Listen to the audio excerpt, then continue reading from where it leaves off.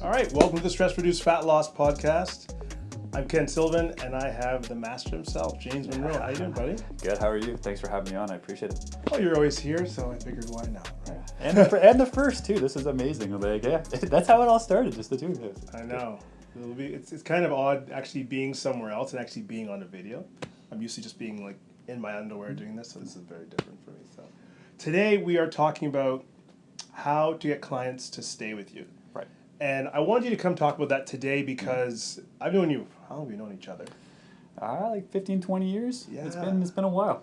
Yeah, and ever since I've known you, you've always had no problem keeping clients. Mm-hmm. You know, like you've been the trainer in the gym that has tons of them, and they renew, and they renew. They're bringing you gifts. I remember one Christmas, and Christmas always, clients bring you gifts. Yeah. And I'm sitting there, I got a couple cards, and you got all these things there. And I'm wondering, how does this guy get all these gifts? And that was like the sign that your clients love you. Mm-hmm. So I figured, why not have you on? And for a lot of our students, just we do have something called the Transformation Mentorship, where students go through, they become a stress-reduced fat loss practitioner. Mm-hmm. And I want them to start understanding, if you're out there a coach or you're a nutritionist, what do you need to do to keep clients there? Because you can know as much as anything. You can know a million items on the planet. But I think if you don't know how to keep clients in your system, in your roster, your business is always revolving. Right. So that's kind of what I wanted us to go through today. Tell me about yourself. Let's tell the viewers, who is James Monroe? You've obviously been in this game a long time. It's not like you just got your Campit Pro yesterday. Yeah. So, well, a bit about myself. Started with sports physiology. Did my degree in kin.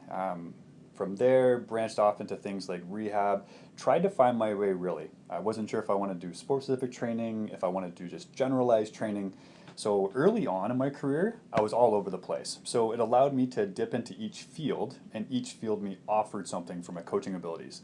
Eventually, I settled on general population, and from that general population. Gen Pop. Yeah, Gen Pop. Only because as a trainer, that's the broadest spectrum, and that's the easiest. So I still have niche people that I work with, but I know from, in this industry that if you really, really, go niche too fast, you can lose yourself and it doesn't become worth it, and you tend to move on to a career that you may not enjoy as much as fitness.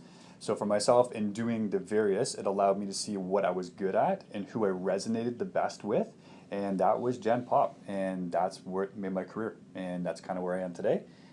I do have, various other people that I work with, like athletes, younger kids who, want to be athletes. But for the most part, general population was my go-to. And you got a lot of, you got some stuff behind your name. So let's talk about that. Obviously, Sure. My family sees you. My son Kenny sees you. He's like an up-and-coming soccer kid. Well, you can't call him a kid now. He's going to kill me for that. But he's 14, but no, he's a young man. He's a very good athlete. Yes. My daughter, who's a gymnast, previously Jayla, she's seen you. Callie, who's a dancer, she's seen you. My wife's a firefighter, seen you. I try to see you. And I remember my wife getting her hair done and smelling amazing. I go, I'm going to go see James. I'm like, what the fuck? I'm like, it don't even smell that good for me. Getting there, don't get mad. Yeah. But anyway, tell a little bit about, obviously FST is a background. Mm-hmm. You have all that stuff behind your name. Let's talk a little about that. All right, so a couple things. So outside of the certifications or the degree that I have, I branched off into different certifications. The one that I work the most with is probably fascial stretch therapy, now known as Frederick Stretch Therapy, and it's Really? it's an American-based couple that has designed something so amazing to work with mobilization and stretching people that really transformed my business when I was here. So from being a level 3 FST practitioner to doing sport-specific FST, so it's just a table-based stretch therapy practice. It just goes hand in hand with my training. Yes. And you being a level 3, there's 2 in the world? No, there's a few more now. There's limited amounts. Definitely not as many level 3s as 2s and 1s, because it takes more of a commitment on the person to want to do that and to want to build that business side of it. And a dollar sign. And a dollar sign. A lot of investment, right? Yeah. You invest time and a lot of money to go do this. So there's limited, but every single level has made me better at what I do and more capable, and that just gives more results. So fascial stretch therapy is one. I am a pro trainer for Campit Pro, so I do conduct their classes for them. So I coach other trainers, I train other trainers, and I certify them through the Campit Pro method. So That's one extra little thing that I have for fun that I do. I do teach health and wellness at Durham College for the, well, it used to be known as the Justice and Emergency Services Program. Now it's Social and Community Services. But so health and wellness is really all about it. Most of my certs revolve around it. And every cert that I have just kind of helps me get better at one specific thing that I'm helping people with. And when we worked together at Extreme Fitness many, many moons ago, Oh, geez. right? Our job was coaching trainers. Specifically, yours was manager of personal training. I said at some point, and then obviously director of the health center, you did that as well. So coaching other coaches is something you've been doing. We've been doing for forever, right? Yeah, absolutely. It's man, that goes back some years, but we were doing that for. We've worked together as trainers of trainers and managers of trainers for I'm gonna have to say like 10, 12 years before we even branched out into doing this. So yeah, there's some experience there. So seen a lot of trainers come and go, and started to see the trends of what happened, and as part of seeing that and working with people myself, I just kind of took the best of all the worlds, and it's kind of how it made things work for me here in retention. So in other words, what James is saying is, he has a right to talk about this shit. So. I got a few years' experience. I would say I have enough experience to share. Yes, I would say so too. All right, so let's get into this topic. Let's get into the meat of it. And one of the things we want to go through is a couple points that maybe you've seen with coaches over the years struggle with, or more so reasons why you've done so well with not just getting results, because obviously results is a big part of clients wanting to stay. Yeah, you got to get results, and you're the master of getting results. So any coaches out there, whether you're a nutritionist, trainer, or whatever, you got to get results. Yes. But beyond that, I've seen trainers that were amazing, like so technical, so great, and they just can't keep clients or struggling to make money. So let's go over our first point. What was maybe one thing that you could say, the first thing that is a big part of keeping clients in and having them come in and keeping them staying there? So what's be the first point there? I think the most important point about training and even nutrition and any kind of coaching is you have to create an experience. There's a lot out there. There's a lot of different things that people will go try and go do. But if you can create a full experience for someone where it's it's an experience when they come that there's nothing else like it. Like you have something to offer them, and it doesn't have to be like the best program. There's nothing you can't do with the squats, deadlifts, and your presses. Like 5 exercises can change someone's results. But it's what you add into that, from how you assess them initially, what you show them, how you just interact in general, showing the human side of you, creating that experience so that when they purchase from you, you're not selling them, they're buying from you.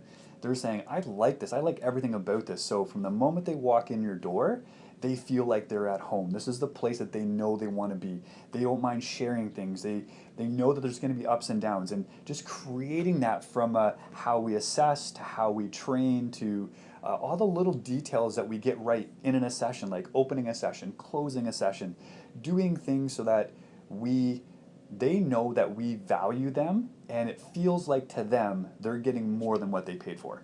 All right, I like that. So even if there are coaches out there thinking about the online space, right? A lot of our coaches listening could be online coaches. They could be online nutritionists. Still creating that experience so that, and that could be how you start the session, how you greet them. All those little things matter. Like a client goes, "Hey," and you're like, "Hey, how's your day going?" "Good." If you're the coach and you're coming at your client that way, irrespective of it's your last session of the afternoon, or your first in the morning, or you're arguing with your significant other, or your kids are calling you an emergency, or your dog just crapped everywhere and you got to go pick him up from the kennel or something, you can't start your session or be like, yeah, whatever, man. Like, just you have to come in with something more, right? Now, you have to treat each session like it's your only session of the day. And it's easy as coaches to have, when you get busy and you get a roster full of clients, you got 10 calls that you got to make, and it's going to be busy, and you haven't had something to eat. You look at this client and say, you know what, they have so many sessions with me, I'm just gonna take this one off. I'm just gonna, just listen, just do the thing, and just give some standard feedback. That's where we make the mistake. Like clients, they come to know how we are and who we are and how we interact, and they feel that, and they may not feel like they're getting the best. And it takes a while to build up that good name. And when you're doing everything right, taking that time off doesn't help you. It actually hurts you further on, because some people will look back and be like, I don't think he was really into it today, and is it me? Did it? And then they start doubting. everything that you've done. So no sessions off. Like you come ready to go, you show up and you do it, no matter what your day's like. So it's the smile, it's the greeting, it's the you put others first. Remember, we're not the rock stars. They are. They're the rock stars, and we have to. We kind of cater to that a little bit, and elevate them a little bit, because that's how they have to be in order for them to feel like we're working with them, and we're not just telling them what to do. Like this is us. Like we're doing this together, and that's a big part of creating that experience. I think that's a good thing you've done, is made it an us thing. You know, even I remember. Even watching back in the day when we do boot camps, James, your boot camp. Like, okay, I gotta paint a picture here, everyone out there. So, imagine, we each are teaching different nights boot camps. So I have a night, Bart has a night, James has a night, and when James's night's there, the lineup of ladies was like around the corner. And I was like, what's going on? I need more cologne. They need to wear less clothes. Like, but. I realized one of the best things you did was connect with each person. The music, the playlist, like everything was catered to the people that showed up. The workout was great, but you weren't smashing them. They walked out with a smile. It was fun. And I think the whole experience was great, rather than a lot of ours was awesome workouts, but people were like crawling out the door, shitting themselves. And yours was like, I'm busted, but I had a great time. I love the music. It's good camaraderie, and that's a big part of creating that experience, right? Yeah, right. I think that comes back to really knowing the heartbeat of the client, like knowing kind of what they need. That's kind of like I guess a first step is know the heartbeat of your client. What do they need? What do they need from you? Because then you can create a better experience for them. Yeah, for sure. Like all too often when we get a lot of clients, we tend to either generalize to people because we have so many, or we tend not to to want to dive in too deep, because then we start spending time with them. Realize that our time to them is worth it. And you're right. Like just the simple things, like from a playlist. Even from how I greeted them, we would do simple things like Christmas workouts, we would do Halloween workouts, we do themed. Now, we're not doing any different exercises than what you guys would do, but just how we would name things and how I would promote them to people. It's just, again, it comes back to like, I know who they are, I know what they need, and I will cater to that. And that is what really draws people in, because we can be just a trainer, but you can be more than a trainer, or you can be just more than a nutritionist. Sure, as a nutritionist, we can just hand out food plans and be like, here's what you got to do, and just go do this. I'll know you'll get great results. But if you really don't dive in with them and, who knows, make up funny meal prep names, or do things that's going to want them to buy into what you're doing and to take control of their own sense, they're never going to follow you, just because it's just like, I can get this anywhere. And why am I doing this? Like, is it really helping me, or is this like... Because then the first minute that they get stuck or they do something, they just, well, it doesn't really matter anyways. Like, it just doesn't really care. So I guess it's that I care attitude that creates that. All right.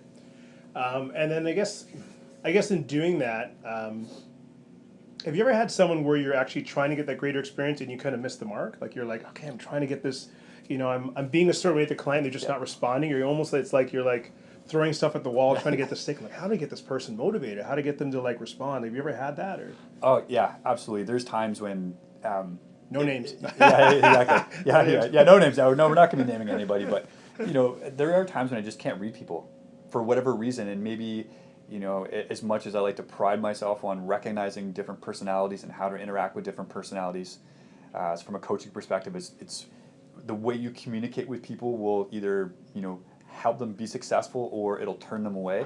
So I pride myself on getting to know them, but some people I just couldn't read, and it really came down to just coming back down to maybe sit with the client a little bit and get them to evaluate you. Like, do you like what we're doing, and finding out more, getting their feedback, because once I started getting feedback and then asking more of their input into the session, it really changed how I coach them. And then that brought them out a little bit more to me, so it allowed it. But yeah, things are with some clients, it's a little touch and go. You're like, I don't know if I'm really like, am I making an impact? I'm like, can I do this? Give me something. Yeah. So yeah, you do have to make each session a little different. Like, I can't be the same person in every single session. I can't be the drill sergeant one time, and I can't really be like the nurse the second time. Like, I really have to mold and chameleon to them. But for those people I couldn't read, it was really just getting more information from them to help me, understand more about them. And then, because they were giving me more, all of a sudden I find out like a little bit more bits of information that helped me then identify who it was. But yeah, it was never, some people are just, it takes a while to go do, and that's okay. Just keep working with them.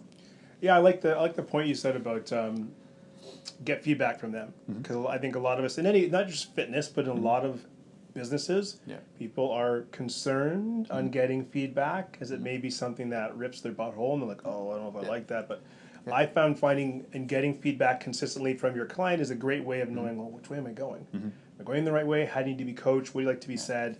I think it's going great. And that doesn't have to be every day. You speak to them, but if you have coaching calls every week or every couple of weeks, you can always find out. And then you know kind of where, if you're going the right direction, because sometimes you may think you're going this way in a client's life and you're really going that way. So I think getting feedback is a big one. And that kind of leads into our next one, which is letting clients know what's coming around the corner. You know, like, for example, right, like, yeah, you train them and, you know, they send you a message, you know, kind of cursing you because they fell down the stairs walking because they have DOMs, you know, and they're, you know, they have a meeting, they're in pumps and they're walking down the, you know, and that's not cool. You could lose clients that way, right? I mean, in this aspect, like the one thing is letting people know kind of what's coming. If things are going to go well, potentially where could they be? So you've identified what they need to do. They've agreed that this is what I want to do. And then letting them know, like, hey, in 2 months, this is where we could be if we do these types of things. Like, potentially, it's not, fitness, nothing's guaranteed. We know that. Yeah. But in general, like the most basic program, along with, you know, healthy nutrition, healthy movement, will get people where they want to be. But if you let them know, and this is what's coming down the chain, some people who are really into like that results driven, I want to be there, it helps them commit to it. For some people who are more motivated by, well, if I don't get there, sometimes I'll tell them the opposite stuff too as well and be like, hey, like in 2 months, this is where we could be, but here's also where we could be. Here's some of the pitfalls that we may run into. So when they start running into that, they start to realize that I'm not on track, and they maybe will self-correct. Or as a coach, when you have that conversation, like, what's really going on here? Yeah. They know they're expecting that. They're not going to get blasted and be like, you're coming down on them hard. In some cases, yeah, are we the alphas? Yes. But not every single session has to be that way. But letting people know what's happening 2 months, 4 months, 6 months, so they know that there's an end, potentially, if they do the best that they can possibly do. And maybe sometimes we ask a little more than their best. And that's, you know, in our transformation mention, we talk a lot about doing the assessment, our 5-step assessment, and that's a big part of figuring out why someone's stuck, but then also creating that success plan, which is we're going to do this, then we're going to do this, we may work on insulin, then stress hormone, and get to a place where they get their goals. Yes. And I think also along that line is letting them know, yeah, you know, if you're taking magnesium, you may get loose stools. Don't be surprised. If you know, so not waking up in the morning and like wrapping themselves by accident. It just takes don't worry about it. It may not happen. This may be coming. Just be aware of it. Yeah. So I think letting them know, where their goals are going to be met, but also pitfalls or things that may happen is great. The worst thing I think a lot of clients don't like is like, yeah, you know, you never told me that if I take, you know, oregano, when I sweat, I'm going to smell like this. Yes. And then they're like, just frickin' tell me, you know. And sometimes they get scared because they don't understand what's going on, and then they're waiting a week to talk to you again, and they're like, I don't know, like, was this supposed to happen? And I don't really want to bug him because I know he's busy, like he's got a lot of stuff on the go. I see him on Instagram. I don't Exactly. want to message him though. So yeah, and then they'll just kind of what they will do is they'll hold back a little bit, stop what they're doing, which we know is not what we want them to do. So yeah, let them know. Let them know some of the unknowns, or if they feel like something is unknown, like what to do instead. This is what you should do. So you're never stopping your program. There's no stop, start. It's a smooth, continuous flow for the, you know, sometimes for the bad, sometimes for the good. Yeah, because they could be like, yeah, you know, by the way, last Friday, just stop doing this. Yeah. I'm like, whoa, what? Just tell me, you know, like tell me what's going on. But I think that comes back to us communicating. Sure. Letting them know the possibilities, like you said, and then most of the time clients are pretty good to keep going if we let them know, right? Yep. So. Yep. I think the last part is the personable part of coaching. So understanding, caring about the client, being human. I remember you used the term, don't be a freaking robot. Like, care about the client, what's going on in their life. Doesn't mean you have to know their birthday and the birth of their child and the birth of their child's child, but you got to know a little bit about them and care, right? So. Sure. I mean, yes, we're coaches. And as coaches, our goal is to hold people accountable. It's to help them do more than what their friends would do for them. So is it having a tough conversation? Yes. Is it, you know, when someone's doing well, but we know they could be doing better, that we're a little hard on them to push them that little more? Like, coaches are never really happy with the result, especially if we know that they could do more. That being said, we can't be a robot. Online, we have to find different ways of finding out more about the person, but then interacting as if we're vulnerable, as if we're human. And yes, we're going to coach them and guide them, but at some points is that you need to find ways that it's not just another session. And when you're here, do you find it with their kids? Yes. Do you find it with little things? And sometimes it's knowing what they're going through at the time. Like we've talked about with clients before, like you have a client outside of here who's having really stressful, maybe work is really stressful, and you've noticed that their meals haven't been on point or they're skipping workouts. And instead of blasting them when they first come in and being like, okay, what's wrong with you? Yeah, exactly. What do you want to do with your life? Exactly. You told me this is what you want. Like, what's wrong with you? It's just like you're a disgrace. No. Yeah, exactly. They know how sessions go. They know that there's the intros, and they know that, hey, like, let's talk about how things were. Like, let's talk about the bowel movements. Let's talk with the food. However, you could surprise them in the first session and be like, hey, let's just talk for a second. Like, how's work? Like, how's it really going? Like, what do you find is a struggling point? What do you find has been working for you?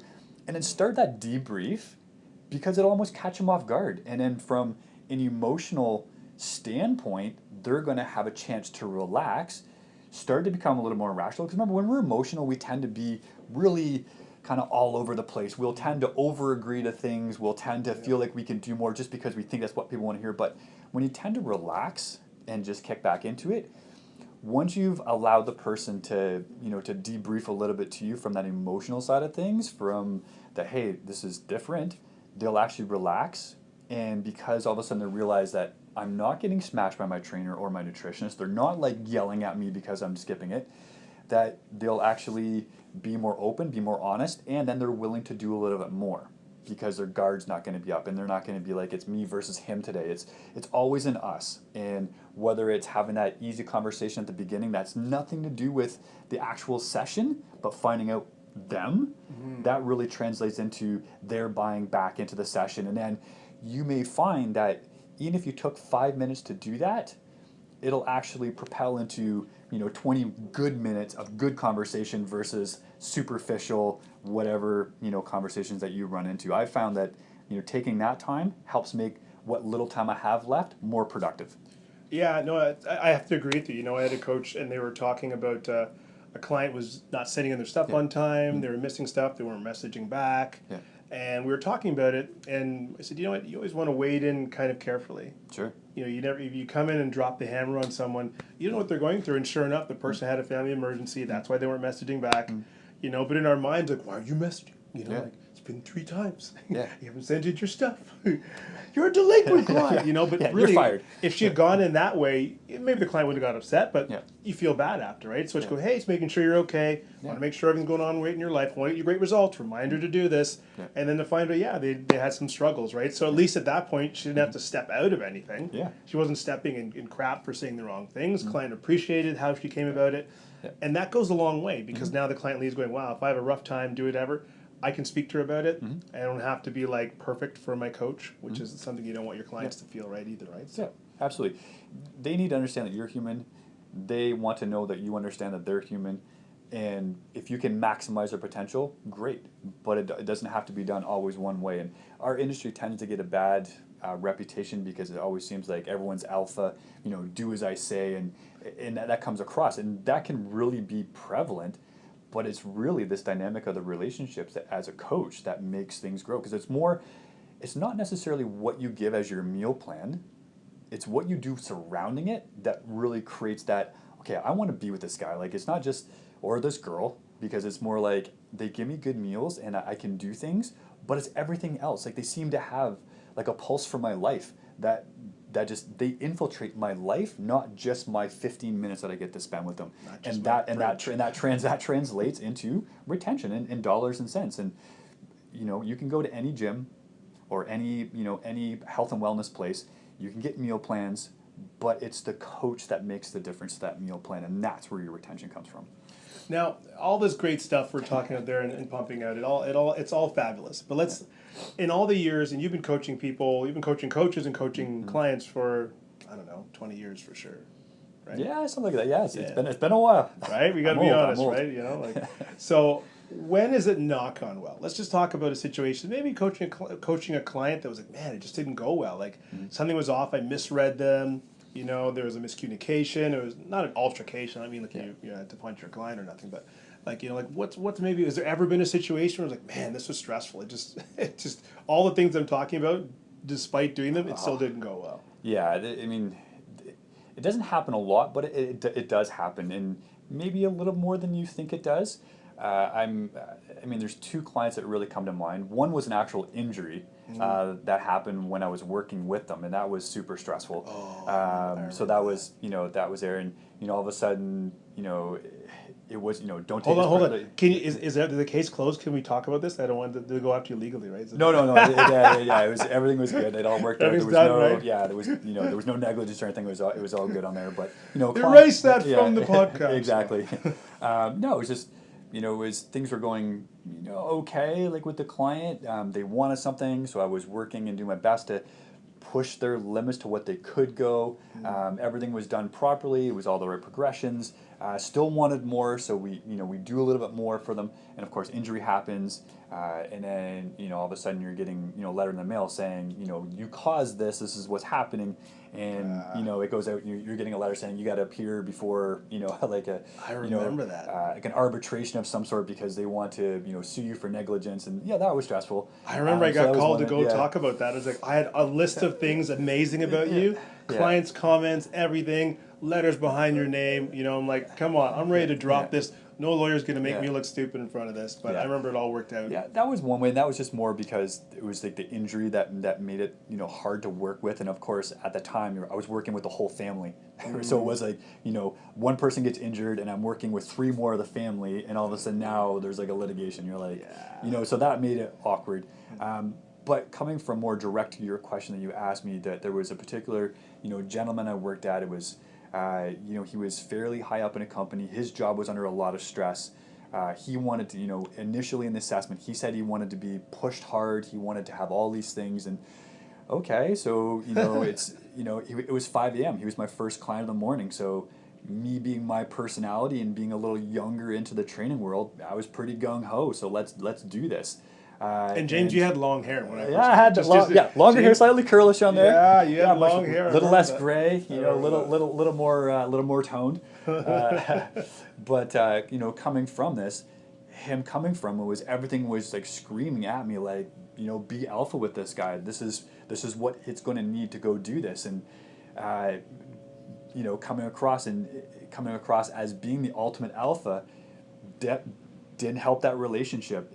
He didn't want to be told what to do. Like he wanted to have more control, but yet everything in there was saying, do this, and he's screaming. So, we were going like, imagine 2 alphas, right? 2 alphas in the same room trying to assert dominance, and him in control of everything outside in his life, and me being in control of the one thing that he felt like he should have control over. Me pushing him harder to do more, telling him that these things were here. If you want this, you gotta be better and do better. I can imagine. It was like fire. It was like fire and gasoline. Gasoline. Like it just ignited. So at one point it reached the tipping point. So it wasn't all that way. And eventually I learned just to cool it a little bit, but we didn't work well together. Yeah. And eventually it just came to the talk like, pass this person off to another person to you work fired with. Him, didn't you? No, I didn't fire him. Fired. Get out of my Didn't fire him. studio. It was a nice mutual, like, I think I'm not the right person for you. And sometimes that happens as a coach. Like you gotta know who's gonna work well with you. And if it's just not there, it's, if you really want to help somebody, put them to the person who you think are gonna work best with. I think don't fight yourself, because there's nothing worse than an energy sucking session where you're dying on the inside, because eventually it's going to come out and you're not going to do your best work, and that's only hurting them. I think that's a great point of one of my buddies. Actually, I was going to be on the podcast at some point. Yeah. He told me the worst thing you can figure out, Ken, from a client is that you're not the right person for them. Yes. And you're still learning something even when you learn that. So no matter what, we're always going to learn something in a session. And I never forgot that, because if you aren't the right person, no harm, no foul. Let me help you find the right person and move on. Right. Well, that people appreciate that. They're like, yeah, thank you. You know what? I didn't really want to say anything because I didn't want to hurt feelings, but thank you for putting with this person. And chances are, I've even had people refer because I did that. Yeah. Right? I know you work well with this person. You didn't work well with me, but you'd work well with my friend or whoever else. And that one person who I felt I lost with, I actually gained. I gained 2 clients with. So you never know, right? It's the genuineness that you show and display that people will identify with. All right, we're going to recap. We're going to go through a couple things. So just for all of you listening out there, number one, the first thing we're going to look at is knowing the heartbeat of the client, right? Yes. Making sure you understand what they're about. So when you go into that session, whether it's in person, online, whatever, you know how to treat them and how to be with them. Yes. Right? Number two, let them know what should be coming down the pipe. So it's like giving them a little bit in advance. You know, this is where you can be. You're on projection. If you're doing a protocol or something, this may happen. If you're doing a workout, you may feel this. Because clients like to know. And it's weird. It's changing their world. You're going into a place that's totally new for them. It's not for us. Yeah. And it's like, what are all these weird things happening to my body? Yeah. It's an unknown. We can't assume that they know what we know. Yeah. Right? So don't leave them hanging. Like How give them could you not know that taking mag would make you poo yourself? Come on, grow up. Right, exactly. Yeah. All right, and then number three, being personable. You know, being a human being, knowing your client a little bit, caring about them, right, and bringing that into the session, not just being that regular robot all the time. Yeah, absolutely. That's where relationships grow. And you know, there is results. We are a results-driven industry, but a lot of results can be driven better by having that human component to what you do. You know what, James, like I said, I have you in here because I've always watched you get great results with clients and just keep them, and I'm always like, wow, anyone that I can look at and respect and want to learn from, I figure coaches out there can definitely learn from too. So now, if people want to follow you, find you, because you do a lot more than just FST, strength coaching, you know, teaching, running the world. You do a lot of other things. You are an avid runner, which we won't get too far into. That's a whole nother podcast. That's a different podcast. How do we find you? How, if people want to, you know, learn from you or just kind of see what you're going on, what's the best way to kind of like follow you out? All right, so directly, anyone can reach me at james@beelite.ca. That's my email. So james@beelite.ca. If you want to give me a like and follow on Instagram, it's beelitejames. So @beelitejames. That's the best way of finding me in the outside world. Also check us out, www.beelite.ca. You can contact us that way. That's the three best ways of reaching me. So feel free, shoot me a DM, talk to me, let me know if anything resonates with you. If you want to find out more about different coaching or just even be able to connect into TM, you know, let me know. I'll gladly work you that way. But yeah, anything, I don't mind sharing experiences because I feel that experiences help create better learning experiences. And coming from, you know, this one little side note just to add in there is that people go, well, you sound like you're really good at sales. I'm not. I did all this because I sucked at sales. I really hated asking someone for money, so I promised myself I would do everything in the world to make it so that this person would literally go like, just take my card, like just charge me, tell me what it is, I'm gonna pay for it. So that's where it comes from. But in general, now I'm not afraid to ask. But just, you know, reach out to me, email, Instagram, check out our website. It's awesome. Check out the Transformation Mentorship. Great program to be in, especially as you're learning your way. We're dealing with shortcuts to help you make more, do more, be better in an industry that you'll love. There you go. You pretty much said it all. You know, we do, like I said, if you do want to find out more about coaching, we do a lot of coaching frameworks in the Transformation Mentorship. Our next cohort is February 2023.